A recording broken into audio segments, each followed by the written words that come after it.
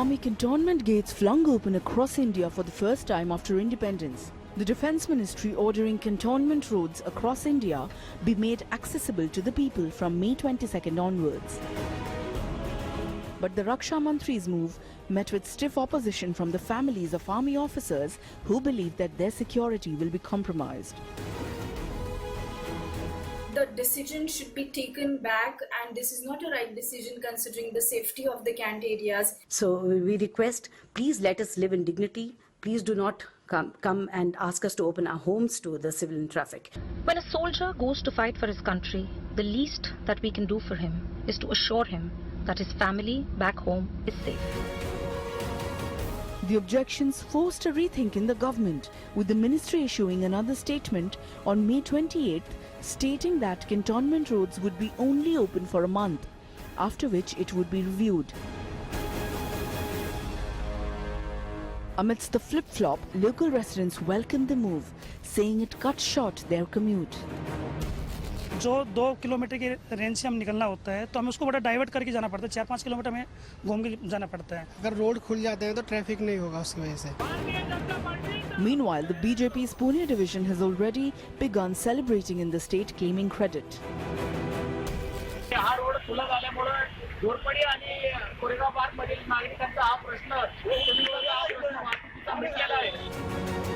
Mirror now asks, is the security of our armed forces being compromised?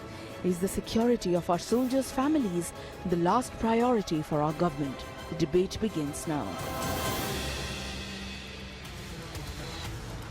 Well, it's a very simple question to ask, but the debate might turn out to be fairly complicated. The question we're asking is simply this. The wives of army officers across the country have gotten together to say that opening up the gates of the cantonment will put not just the children and the wives of our army officers at risk, it will also risk the security areas within cantonments. Now, we also have experts who've come out to say that there are military installations inside of cantonment areas, and opening this up would be inviting trouble. So why has the government of India decided that cantonment areas, which up until now were reserved for residences, army hospitals and other facilities for the army, should now be opened up to civilian traffic? Should the civilians of India be willing to drive an extra 5 or 8 kilometers around the cantonment? Or should we demand that these roads be opened up for us? Our phone lines are open, and you can call us and give us your opinion. But joining us on the show today, Vaibhav Agarwal of the BJP, Asmita Thakur, who is a lawyer and an army wife, also Amita Paliwal, who is an army wife herself, who joins us. They both join us right now on the show. Maruf Raza is the Defence and Strategic Affairs expert. Atul Goyal of Urja will join us as well. And Sujay Kantawala is a lawyer who joins us in the Mumbai studio. I'm going to start with the ladies on the panel. Asmita, thank you for joining us. Mr. Gore, thank you for joining us. My question to you is, would you explain to my audience this evening what the problem really is? And we understand the Defence Ministry has taken a step back and sort of rolled it back or reconsidered, saying this is only applicable now for 1 month, after which we'll review. But that doesn't seem to have satisfied the army families. What is the problem and what are the fears? No, not at all. Okay. So let me make certain points very clear. The camps were mostly always open to the public, but of course subject to a lot of security check, which I think of course is very reasonable. These days we check cars that move into even multiplexes. Why not cantonments which have sensitive military installations in them, which have army families living in them, who are always unarmed? Our children are vulnerable in schools. You see what is happening today in India. The primary target of terrorists have become army camps. They have stopped targeting their terror towards anyone else. It's just us on their list now. And in this situation, is it really a wise decision to leave open canned roads, which in any case were open? Some were closed because of security reasons, and by the order, the Raksha Mantri has ordered all partially and fully closed roads in 62 camps across India. It's a blanket order across the nation to open all canned roads. Now, what has happened as a result of that? The barricades have been removed. There is no sentry at the gate checking the ID of the people. Speeding vehicles have moved in. Anyone can come and do a recce of the entire area, use smartphones, which is otherwise not tolerated inside camps. That is what we are facing today, and that is why we are absolutely concerned. 1 month's review time is not enough. It takes 1 hour for a terror strike to happen. 1 hour, 15 minutes, anything can happen right now. A month is not at all a satisfactory answer, because if something happens right now, who is going to be responsible for that? Maruf Raza, my question to you is similar, and I want to ask you about other research that we've picked up, military installations, ammunition and ordnance depots inside of cantonments. What sort of a security risk would that pose? You see, Faye, there are several issues. It is not just about the security of army officers, their wives and their children and their families, which is a very important issue. And to that extent, we must remember also in a country like Pakistan, where terror attacks have taken place in the past, the 2014-16 December attack at the army school in Peshawar precisely took place because it was in close proximity to the Taliban and others who wanted to convey a strong message to the Pakistan army. In a similar context, we've had attacks, and this is part of a larger plan that Pakistan and their sponsored terrorists have been working on, a three-phase plan for India, which is called OPTOPAC. In one of the phases of that, they have very clearly identified hitting at military installations, whichever are accessible. We've had these cases in the past in Jammu and adjoining cantonments of Jammu where army areas have been attacked. But more importantly, what we need to understand, and we need to understand this, that there are a lot of military... Hello, there is somebody interrupting. Can you please allow me to speak? There are a lot of military installations which are very highly sensitive, which in this 1 month period, when you announce a 1 month period that you're going to do a trial, it is almost giving an invitation to terror groups to say that, okay, you've got a 1 month period to prove it to us we are wrong. And there may be any serious attack. So there is one serious aspect of security, but more than that, there is another aspect, and that is many towns have grown up around cantonments. Meerut is a case in point, Bangalore is a case in point, even Pune cantonment has come up alongside the Pune city, but there are very clear divides between the cantonment and the township. Now, it is not the military's fault that if land developers have decided to develop projects either side of the cantonment and those living in one side have to commute to the other side of the cantonment for their jobs. It is not just applicable to cantonment. In any case, in many cities like Hyderabad, Pune and Gurgaon and others, people have to commute long distances to places of work. So it is whether the convenience of citizens is more important or the lives of citizens. I mean, army people are not alien. They are also your citizens. The service families are your citizens. And they have made a choice to live in a military cantonment because their near and dear ones serve in the military, and that's the choice. So they have restrictions on their own lifestyle while they live in the cantonment. So it is not a one-way street that they are enjoying all the benefits while the civilians are being harassed. Right. You win some, you lose Yes. some. Even in the Maruf largest Raza, democracies in the world, like the United States, you have garrison townships. But and Maruf garrison Raza, townships my are there, straight question like to you, Fort Benning, if Fort I may, Knox. If I may, my question to you is this: is it risky or foolhardy even of the government at this point to open up our cantonments for what seems like civilians who, let me be honest, are too lazy to drive around the cantonment? They don't want to drive the extra 5 kilometers. What are we risking in return? Is it foolhardy of the government to have made this decision? See, I think it is a decision in haste. I don't think all the stakeholders have been taken into confidence. I don't think they've done a case-by-case study. In certain cantonment towns, you have the merit of giving them access through a main artery road.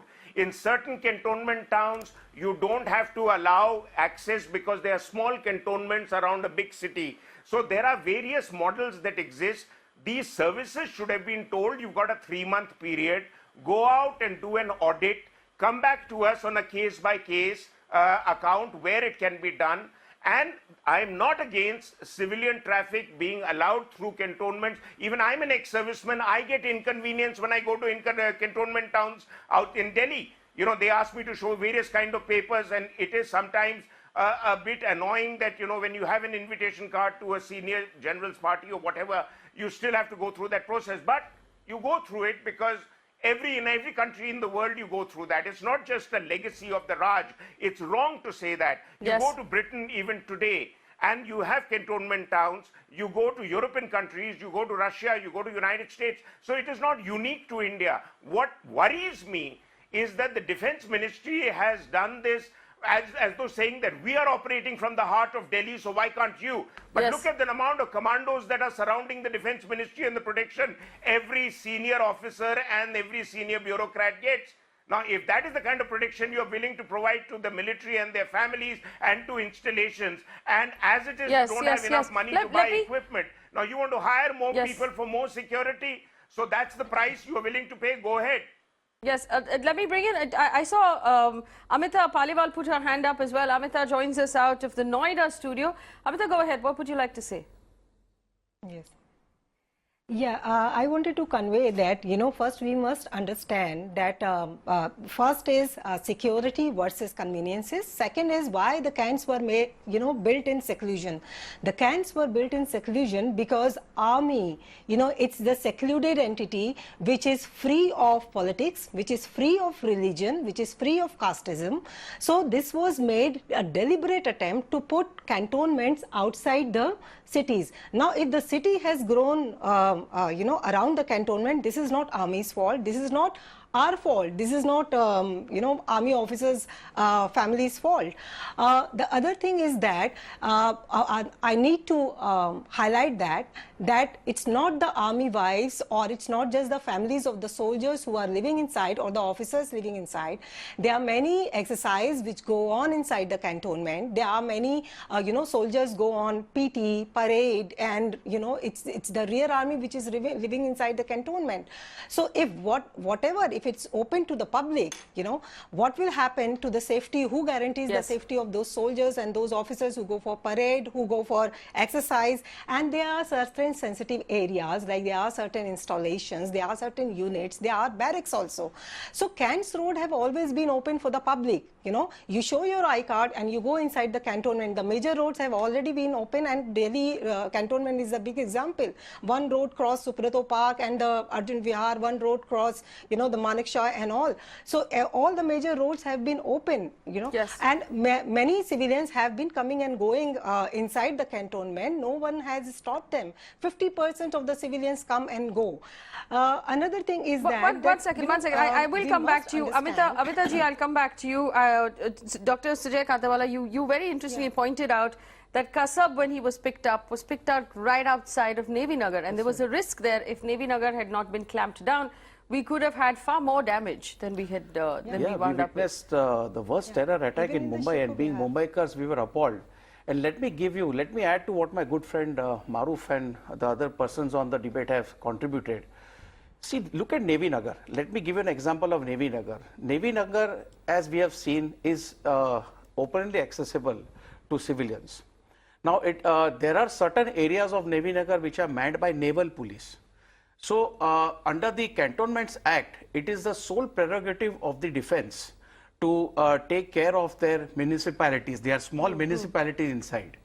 Now, if the defense is not heard on this, and the defense wives, the wives of army veterans who have a say, who have a vital say in this, they are not taken into consideration, then I think it's a very hasty decision. As Maruf said, there should have been an audit done of which cantonments, and then there should be categories should have been made.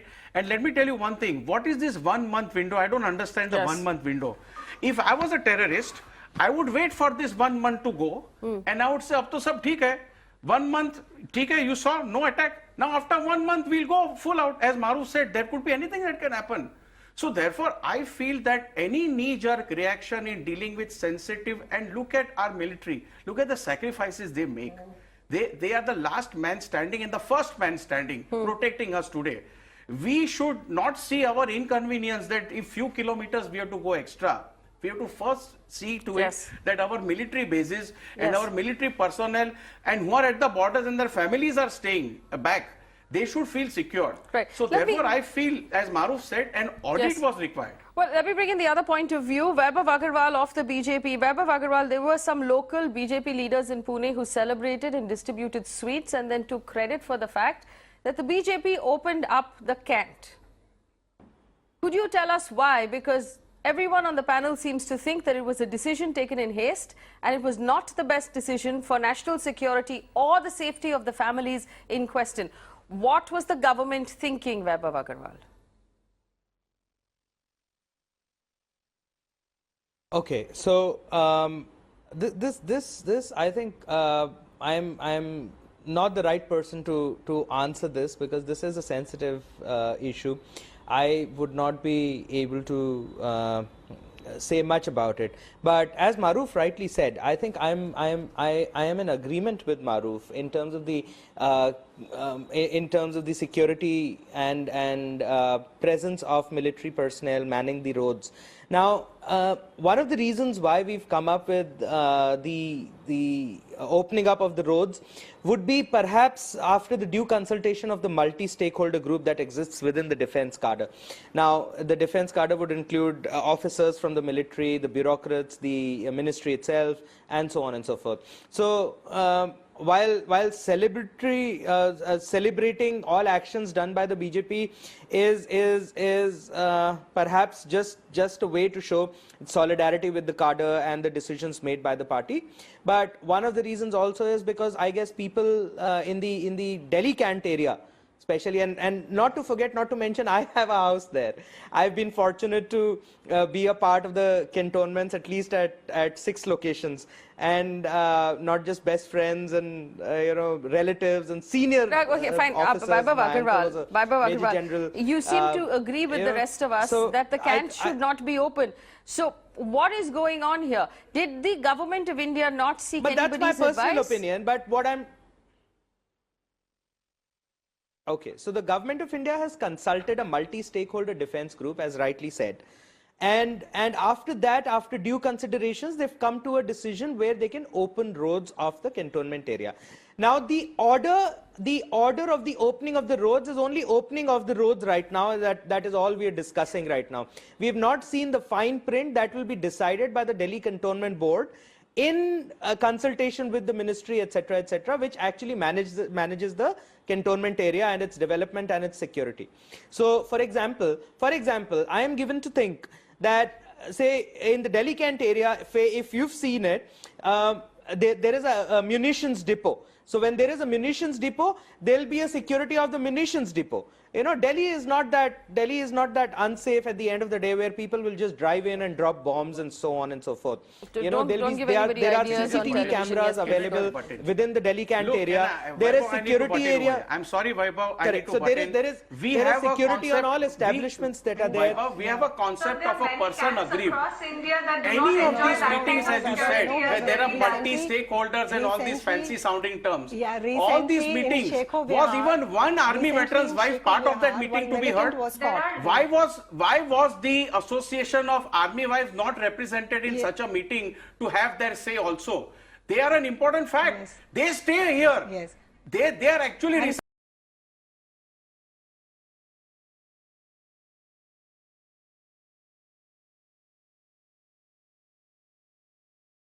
to say that just before the 15th August, there was one terrorist who was caught in Shekho Vihar area, which is a residential area, the Cant area. And how can you say that these areas, the Delhi area, Cant is not open to attacks and all? It's very much open. It's very much prone to attacks. One person can just come and throw the bomb or anything. Right. You can make Maruf any amount of Raza, fake ID. one second. Maruf Raza, please. But he Maruf was Raza. caught. Sir, at the same time, sir. Faye, taking the debate a little further. Yes. Since we are all in agreement that this decision was taken in haste, let me also sort of give one or two facts which people can relate to. Before the 26/11 attacks took place, we all know now from the the reports that have come in after the interrogation of David Headley, that for months and sometimes over a period of 2 years, he did reconnaissance efforts across various cities in India. One of the buildings that he also identified was the National Defence College in Delhi, which is the top center of learning for military officers, and a lot of foreign officers also come there every year. Something like 14 to 20 foreign officers from various countries are there. So you see, a terrorist is going to be looking for targets which are least defended, and this is a worldwide phenomena. The second thing, a terrorist is going to look for targets which have maximum impact. Thirdly, terrorists, when they cannot attack the service personnel themselves, they will go for their vulnerabilities, and that is the ladies and the children and the army schools and the navy schools and the Air Force schools and central schools and whatever, because these are, and as one of the ladies rightly brought out, you see, the military is not lying and watching television in the barracks when they're not fighting on the LOC or in the valley. They are constantly sweating it out in peace so that they don't bleed in war. And to sweat it out in peace, you are on the go from 5, 6 in the morning till well after sunset. And many activities are taken without arms and ammunition, and just you put on your battle rigs and you get on with running and physical tests and obstacle courses, etc. Now, all that often happens in the vicinity of main artery roads. So that's why I go back to my original point, that I'm not against it opening in some cantonments, and I've grown up in cantonment towns. I've then served in the military in cantonment towns. Some of them are so overlapping with the city that you really can't differentiate what is a cantonment area and what is a non-cantonment area. But then again, there are certain areas which are very heavily fortified. The point to understand is, just because an ammunition depot is well guarded doesn't mean it won't be attacked. The further you have a potential terrorist away from a target, the less likelihood of his weapon system or his grenade or his rocket launcher working, because distance matters. So that is why one of the reasons they have multi-layers of security, and that is why cant areas then become areas which are spread out over a period, as one of the ladies has brought out, that you see, this was done at a time. Now, Delhi Cant came up when there was nothing in Delhi at that time in Delhi Cant except trees and bushes. They built up Delhi Cant. Now it seems to have grown all over the place. But there are a lot of civilians who go in and out of military cantonments every day. You know, the guys who supply milk, the guys who supply foodstuff, the guys who run the tailoring shops, they're not military men. They go in and out, but there is a system in place. There is an identification process in place. You know, it is not free for all like a mall. You just walk in and walk out, and, you know, may God help us all. I mean, that is the most bizarre security situation. A country like India, which has been battling terrorism do you have a rebuttal to that? is going to open itself up to. Two things I want to point out. Yes. One second, Asmita, I'll come back to you, please. 1 moment. Yes, Vaibhav Agarwal. So just to bring the perspective right and taking the debate further, rightly said, as my senior Maruf just said, you know, the Raksha Mantri has come out with a recommendation after consulting 62 cantonment boards from across the country.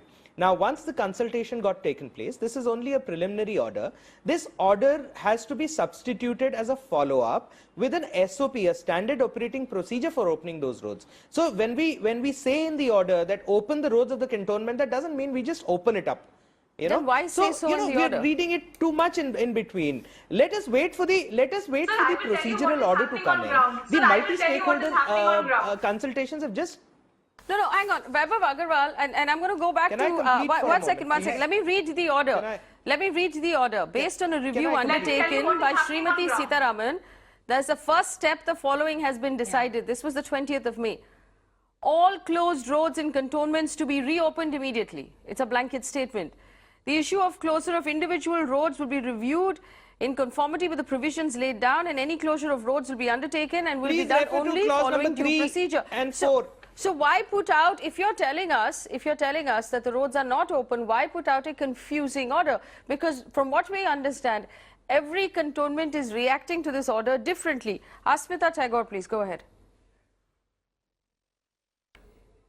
Yes, the review should have happened first, not after throwing open all roads, you give everyone a chance of 1 month to do whatever they feel like, and then you come back and review. You first review, see what is the ground situation, and open roads accordingly. And secondly, I am appalled at the reaction of parties who are taking out Vijay Yatras, and bike rallies are happening inside cans, and it's putting in peril not just the image of the whole nation but the trust that we put in people also. You are not winning against anyone. We are one of you. And it is not our fault that the cities have grown to engulf us. Secunderabad, for example, was nothing. Again, Hyderabad was the main city. Secunderabad was nothing when Secunderabad camp was formed. And now it has become a major city. It is not our fault that the cities have grown. And what is happening as a result is that now we are being asked to move. We are being asked to open our roads without any other security measures being put in place. We were not given any time to put any security measures in place. Suddenly, one fine morning, you throw open the roads. Right, Atul, 1 second, Asmita. Atul Goyal of Urja has a different point of view. You know, One second, Vaibhav, 1 second. Atul Goyal, I want to bring Atul Goyal in. He's from Urja. He has a different point of view. United Residents Joint Action, Delhi. Atul, please go ahead. What's your point of view on this? You see, it is a welcome subject if public is allowed to pass through that area. Security aspects are totally different. We are going to become a superpower, and we are claiming to be a superpower. If we cannot control the internal security, and that too in the cantonment area, how and when we can claim about the superpower being in the future? You see, the order you just read, I feel it is an order based on the encroachments of the internal roads of the cantonments which are blocked. Like what is happening in Delhi, encroachment is being taken away. I think the order is based on that. It speaks of that. If I can read it properly, I don't know. I have not gone through the whole of the order, but the order you spoke and you read about that is looks like that only. No, I don't understand. My simple answer to that, Atul Goyal, is that there are superpowers in the world. In fact, why doesn't someone try to enter one of the American military, either bases or resident areas and see how those superpowers guard their spaces? Forget about entering a US military base. I was in San Diego Harbor on a boat, and we just went close, and there was a US aircraft carrier. And from kilometers away, a siren came that you are dangerously coming close to a US aircraft, we'll take action. I mean, this is the kind of level of military intelligence and security they have on an open sea. So therefore, forget about entering a military base. Why, if you want to be a superpower, as Maruf said, we have to see to it that there is a multi-layered security. But from what I understand, most cantonment roads today, the arterial, the main road, the civilians are still allowed in. They will ask you for identification and for your reason for being there. And a lot of times, Pune, for example, that main road that has the German bakery on it is a cantonment road. But they allow civilians to use that road. I have two people on the phone line. I want to take these calls. And Maruf, Raza, I'm going to come back to you immediately after these calls. Judith Menezes on the phone line from Pune. Go ahead, Judith.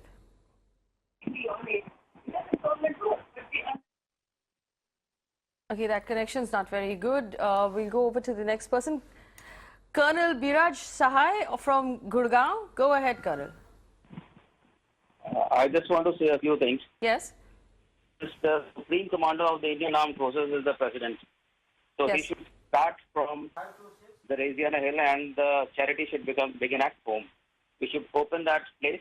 We should open the race course, Pradhan Sevak. All these are jokes, actually. What Mr. Weber is also saying, that the order will be reviewed.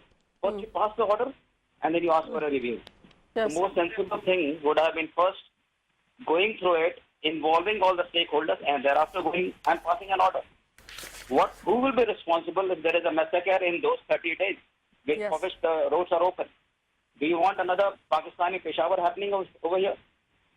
Now, there is a distinct feeling in the veterans that the government, I am not a Congress or a BJP supporter. Yes. But you have been saying that the veterans are being subjugated, rather the armed forces, and you are trying to clinch and scrounge the Indian armed forces to an extent that there's a simmering revolt sort of a thing in the lower ranks. This is the first time that hundreds and thousands of officers are fighting against the MOD.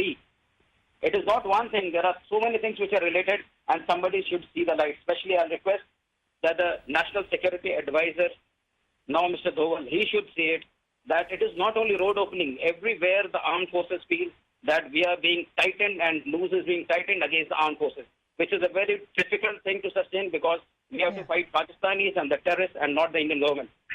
Colonel Sahai, I have a quick follow-up question for you. Up until now, yes, Amita, 1 second. Colonel Sahai, up until now, the media has been under the impression that it is Amita, 1 second. Colonel Sahai, up until now, the media has been under the impression that it is the army wives and the families that are upset. But can you tell us, Colonel Sahai, if the retired army officers and the current serving army officers are upset as well? Listen, there is army way of life is different. We do not leave the uniform the day we leave the army. We live through it and we die in the uniform. And that's why the army officers, like I write colonel, whereas a guy who has been an IS or IPS officer does not write DG or something. So we live and die as an armed forces officer. What I want to say is that when the serving community of the Indian Armed Forces is not being taken care of in the right way, we are not asking for doles. We are asking for the respect and the right things which they should get. The veterans feel bad. We are not talking of Orof. I am not talking of Orof. I am talking of the widows who have not been given Orof. I am not talking of the community. Yes. Of the community at all levels is okay. But in the armed forces also, you talk about giving bulletproof jackets. What have we done? You're talking about weapons. What weapons you have got? I was commissioned into the Indian Army as in self-propelled. The Indian Army still does not have self-propelled guns. So I retired from the Army without getting self-propelled guns. So it is like there is a... Yes. All right. I understand what you're saying, Colonel Sahai, and these are issues that we will take up as well on Mirror now. But Vaibhav Agarwal, do you want to respond to what he said? That the members within the army feel that the government is not listening and the government is not sensitive, and it's not just this one issue.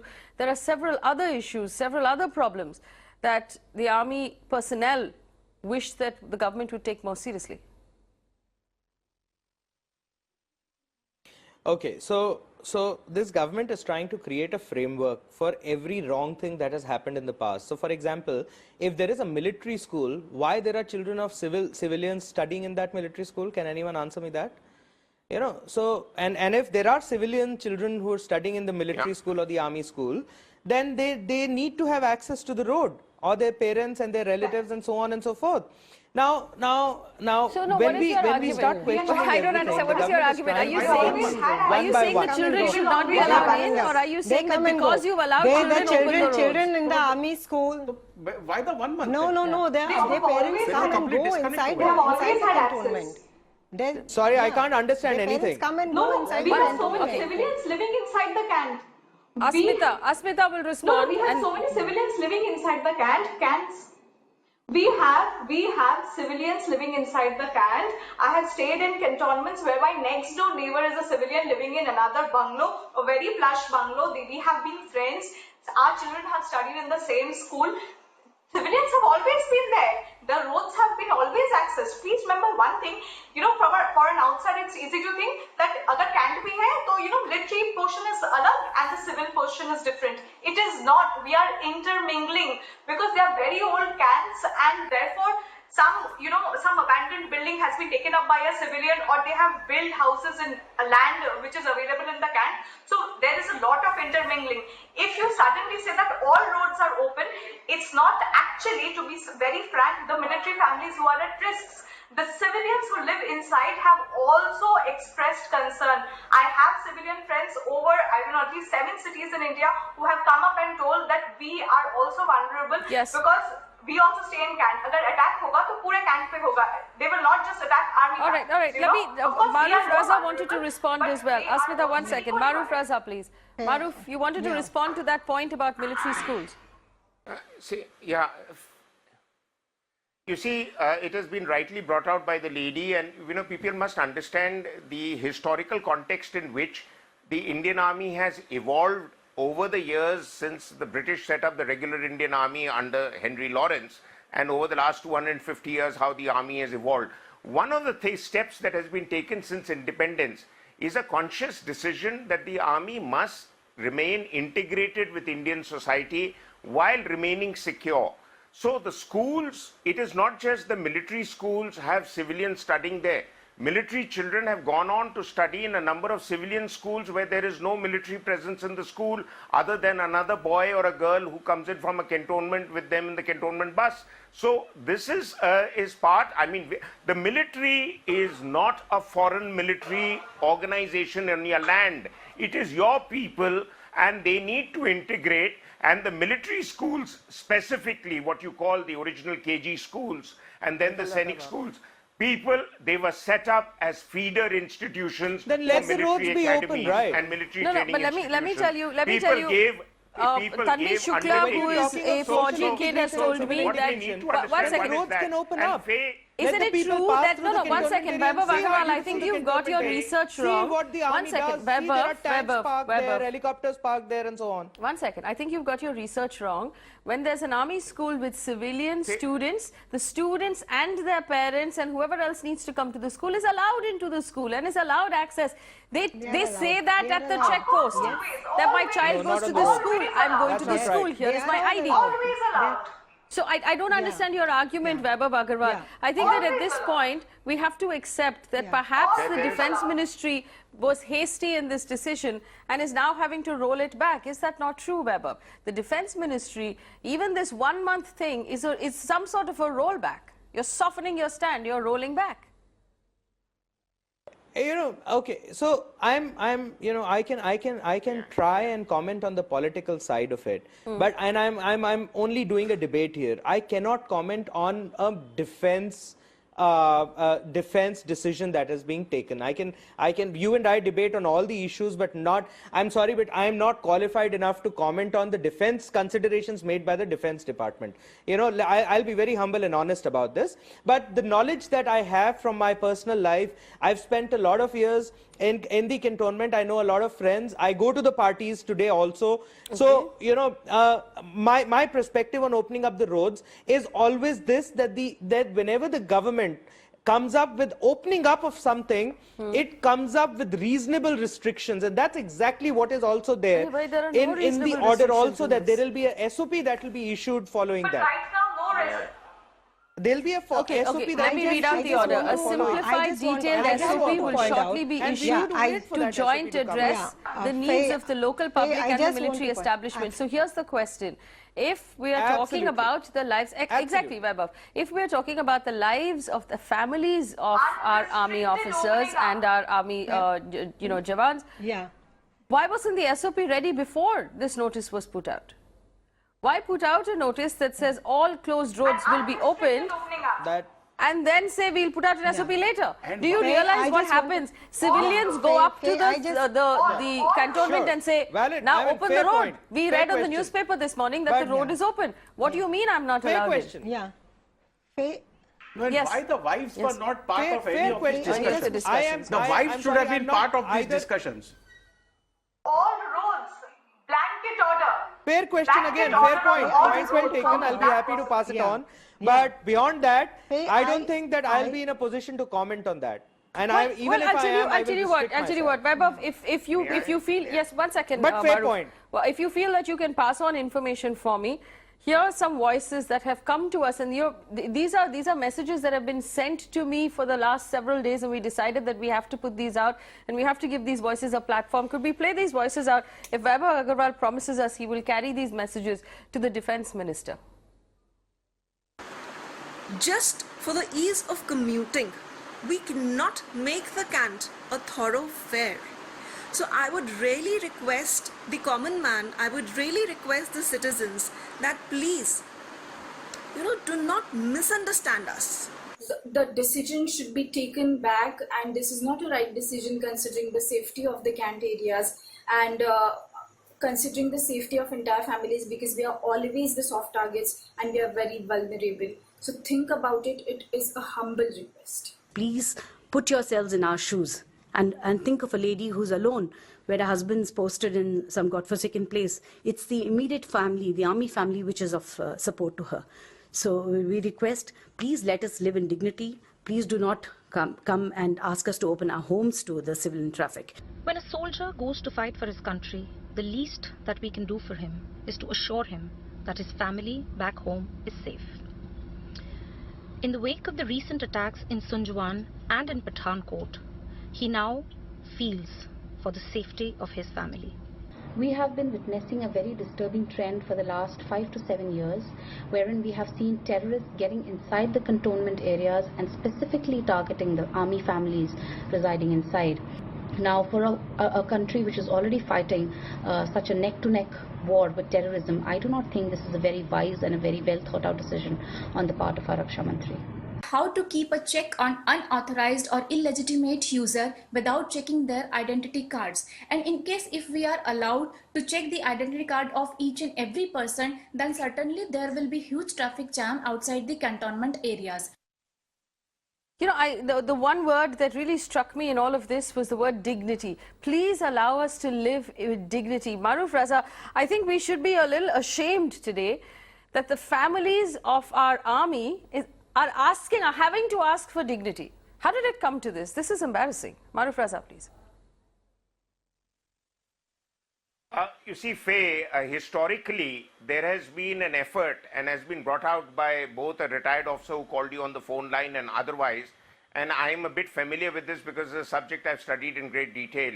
There's been an effort to marginalize the standing of the military in Indian society. Now, unfortunately, what this order will do with a lot of military people and their families standing up against the order, at least voicing their opinion, it will further drive a wedge between the military and the non-military elements of our cities and our society. Is that what we want, a further divided country? Or we want to make our people understand through their MPs and MLAs that this is a sacrifice you would need to make to some extent, as these people are making a bigger sacrifice. They've gone and put their life on the line. So there is that one element. The second element is, somebody brought out India wants to be a superpower and it can't protect its own cantonments. I think the person has no concept of what a superpower is and no concept on how cantonments are to be protected in terrorist areas. A superpower has many ingredients to a superpower standing, whether it's economic strength, whether it's your nuclear power, whether it's your ability to stand up to international norms, whether it's your ability to assist your neighbors.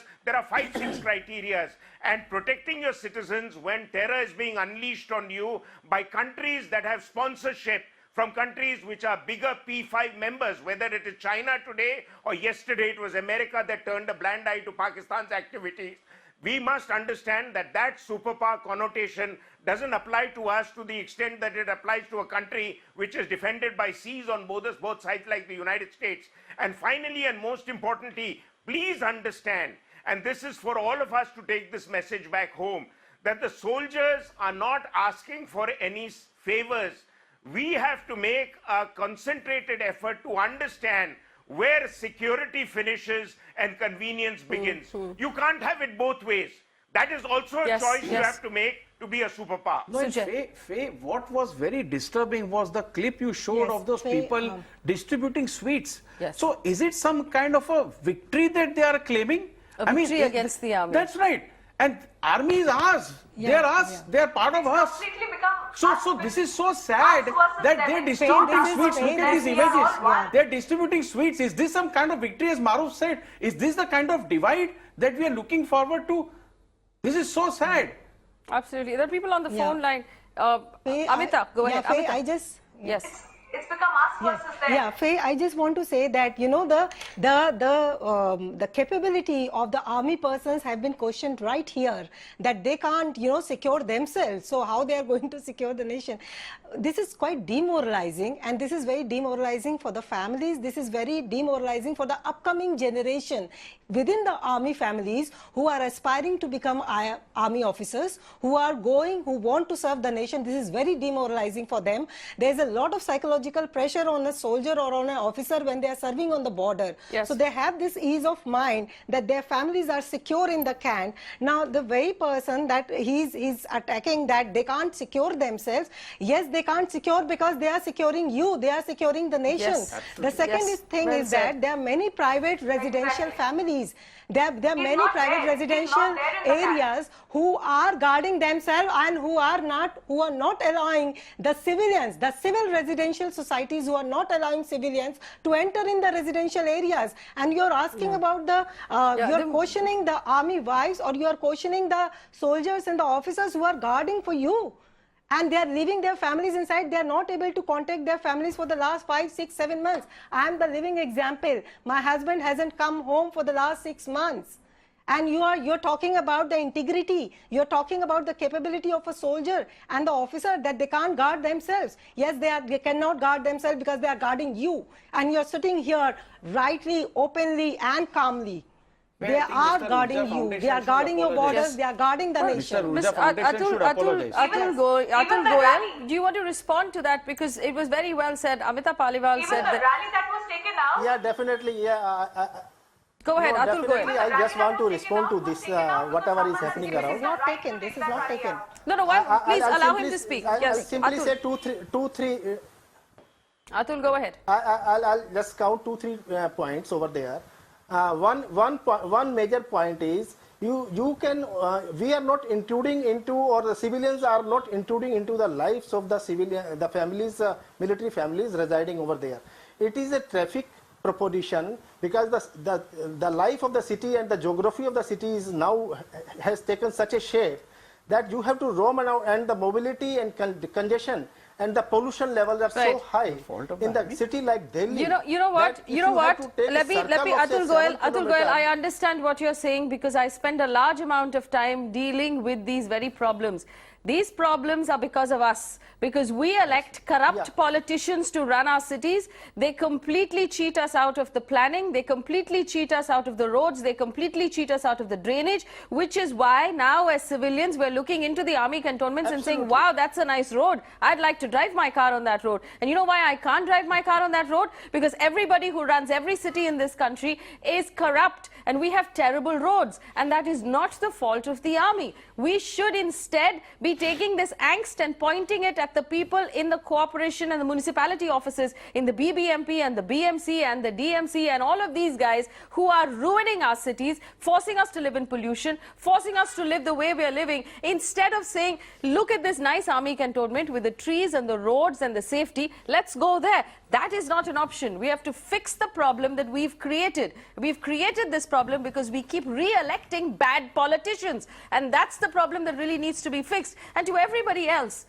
when we ask that we don't want to drive an extra 5 kilometers, let me drive through your roads, what are we asking for in return from these army families? We're asking for them to live away from their husbands. We're asking for them to not be able to contact their husbands for several months. We're asking for children to grow up without their fathers and to constantly live in the shadow that they might lose a loved one, and they have to be brave and okay about it. And we can't give up 5 kilometers? We can't drive that much? If that bothers us so much, if it bothers the government so much, reduce the price of petrol then, instead of actually asking for our army families to give up more than they already have. Whatever the government has done in this case, Vaibhav Agarwal, is completely inexcusable and insensitive. It's almost like this decision was made by a defense ministry that has never ever met the army wives or never ever met the families of those who serve in our armed forces. It's completely unacceptable. The fact that we even have to have this conversation tonight is embarrassing to me. The fact that there are people watching today sending us messages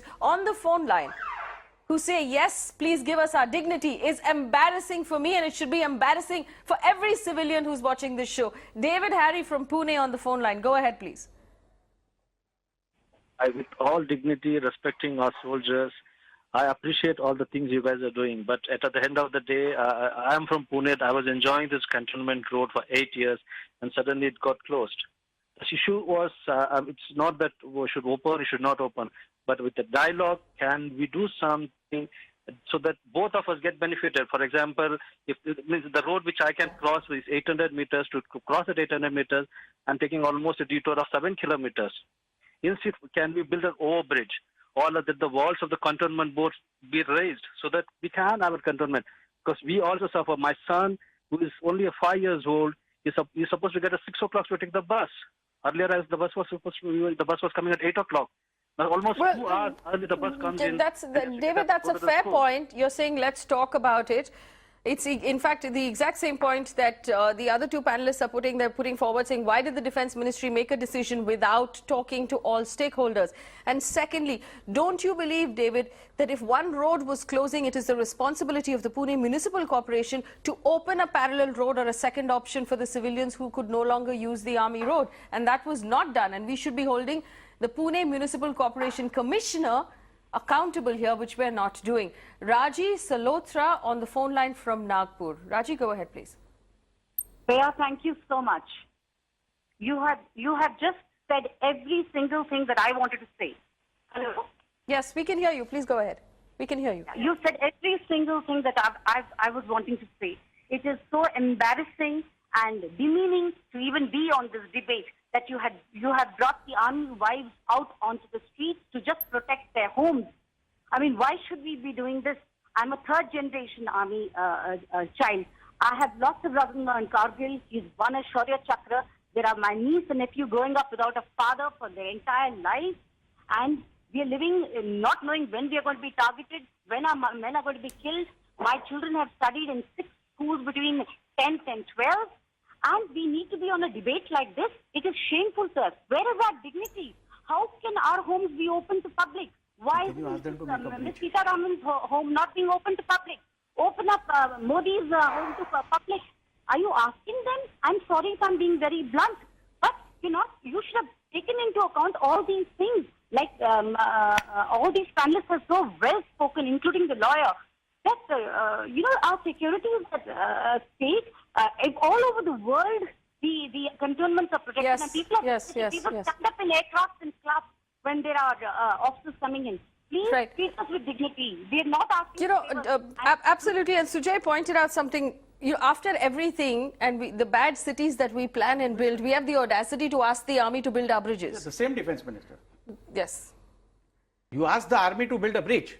Because you can't do it on your own. And you're refusing to give the army any sort of this is the kind of trust and faith and honor that we are supposed to give our army, our soldiers, including their families. They are making the ultimate sacrifice. And this is the kind of response, Faye, that we have got on your debate today. I wish that the defense minister of this country is watching. And I'm requesting Vaibhav Agarwal, this entire debate should be made into a WhatsApp clip and please send it to her. Right. Asmita, please. Asmita Tagore. If Faye can send that to me, I promise it will reach her. Someone was talking about 5 I am going on record to say if Faye can send that clip to me, I promise it will reach the defense minister. There will be a rerun at 11 o'clock, so you can ask, tell her to watch. Right. Asmita, please. Faye, I have one proposal. Faye, I Faye, have one someone was proposal. talking about a 5-kilometer detour. Let me give you my case right now. My mom is terminally ill. She is undergoing a surgery right now in the hospital in Kolkata. I have left my months-old kid somewhere else, and I'm here because I love this organization and I want to protect it. A 5-kilometer detour, I think, is nothing in front of it. Amita, go ahead.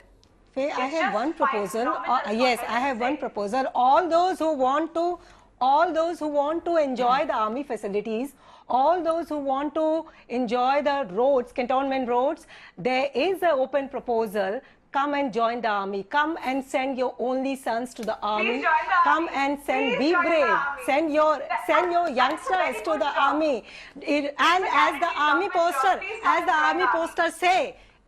poster say, do you have it in you? If you have it in you, come and join the army. And if the roads are open to the public, make the army jobs open to the public. Send each and every family, let each and every family send their kids to the army. It should be a compulsory, thing for all the MLAs and MPs. If there one person is serving in the army, they should contest the elections. Fair point. Thank you so much. Fair point. Well, I'm going to give the ladies the last word here, and I'm going to wrap this up because we've run out of time. Unfortunately, yes, Ashmita, we've run out of time.